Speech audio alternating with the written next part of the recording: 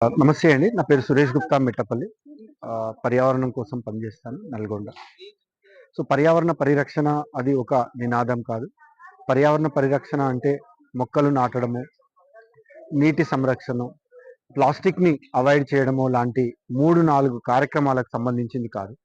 పర్యావరణ పరిరక్షణ అంటే అది ఒక జీవన విధానం. అంటే మనం తీసుకునేటటువంటి ఆహారం, మనం ధరించేటటువంటి వస్త్రాలు, మనం నిర్మించుకునేటటువంటి ఇల్లు, మనం ఎంటర్‌టైన్‌మెంట్ ఉపయోగించేటటువంటి సాధనాలు ఇలా ప్రతిది కూడా పర్యావరణ హితంగా ఉండాలి అనేటటువంటి ఒక సంకల్పంతో భారతదేశం అంతా తిరుగుతూ ప్రకృతి కోసం పనిచేస్తా ఉన్నాను.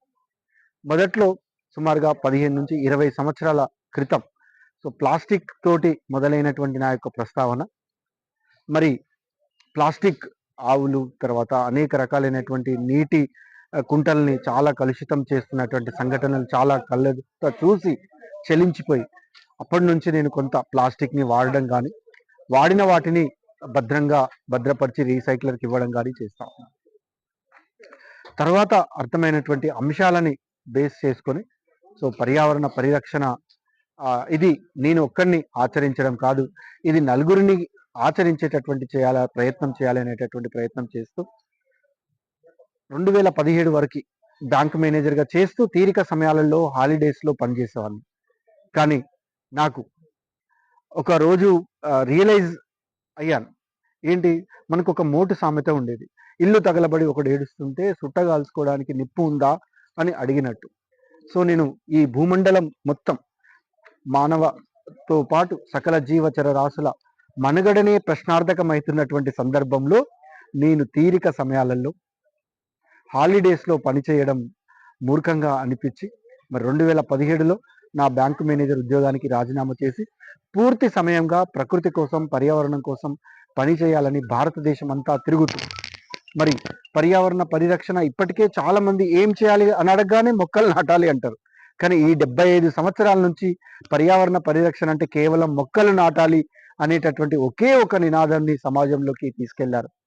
మరి ఇప్పుడు భారత ప్రభుత్వం ఏదైతే మిషన్ లైఫ్ అంటే లైఫ్ స్టైల్ ఫర్ ఎన్విరాన్మెంట్ అనేటటువంటి, అంటే ప్రతిరోజు ఉదయం లేచిన దగ్గర నుంచి డిస్ట్రక్షన్ మైండ్తో కాకుండా మైండ్ ఫుల్గా ఆలోచించి పనిచేసేదే పర్యావరణ పరిరక్షణ అని మన ప్రధానమంత్రి గారు మిషన్ లైఫ్ ప్రాజెక్ట్ని ministry of environment and climate change United nation general secretary గారి చేతుల మీదుగా భారతదేశంలో ఇనాగ్రేట్ చేయడం జరిగింది. అంతేకాదు ఐక్యరాజ్య సమితి 2015 సంవత్సరంలో సుస్థిరాభివృద్ధి లక్ష్యాలని 17 లక్ష్యాలని నిర్ధారించడం జరిగింది. మరి 2015లో వాళ్ళు 17 లక్ష్యాలని వాళ్ళు ప్రతిపాదించుకొని 2030 వరకు సాధించాలి అనేటటువంటి ఒక తీర్మానాన్ని చేసుకున్నారు. ప్రస్తుతం మనం 2026లో ఉన్నాం. మీరు ఎవరిని ఎస్డిజి అంటే ఫుల్ ఫామ్ కూడా తెలియనటువంటి పరిస్థితిలో ఉన్నాం. మరి 4 సంవత్సరాలలో ఎలా మనం సుస్థిరాభివృద్ధి లక్ష్యాలని సాధిస్తామనేటటువంటి ప్రశ్న ఈ యొక్క సమాజాన్ని, ప్రభుత్వాలని, స్వచ్ఛంద సంస్థల్ని అందరినీ కూడా నేను ప్రశ్నిస్తా ఉన్నాను.